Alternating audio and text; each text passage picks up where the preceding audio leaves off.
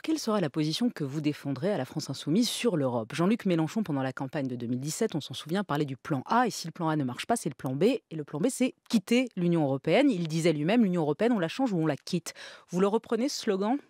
Alors, le programme, je vous invite tous à voir le programme de la France insoumise pour les élections européennes en ligne, puisqu'on est le 1er mouvement politique à l'avoir mis en ligne. Qu'est-ce que le plan A et le plan B de manière très simple?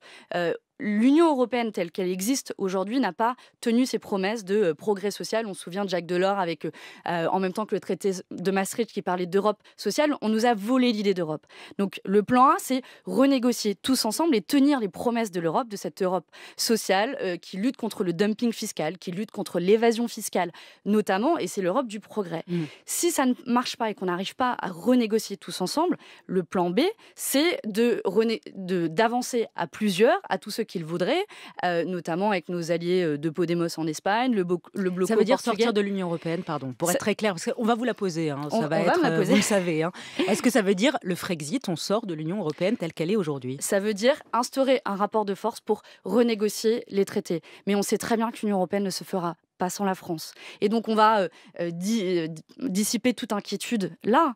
Demain, nous, ce qu'on veut, c'est instaurer un rapport de force pour renégocier les traités. Idéalement à 27, puisqu'on ne sommes plus que 27 dans l'Union Et si européenne. pas, Et si pas, on c'est sort. désobéir aux dispositions Mhm. qui nous posent problème, à commencer par les 3% de déficit. La France n'a pas respecté cette règle pendant des années. Les premiers à désobéir, en fait, n'étaient pas forcément les partis politiques de gauche, d'ailleurs. J'ai vu que votre mère, Catherine Poggi-Aubry, figure aussi sur la liste à la 59e place. Vous faites de la politique en famille? On ne fait pas de la politique en famille. Ma mère a été une militante De la première heure de la France de la insoumise. première heure. Et pour tout vous dire, elle n'a pas du tout cherché à m'influencer. On a même très peu parlé. Moi, je respecte le choix et l'engagement de ma mère qui a été en politique pendant des années. Mais c'est pas du tout elle qui m'a influencée. Et d'ailleurs, elle n'est pas en position éligible. Manon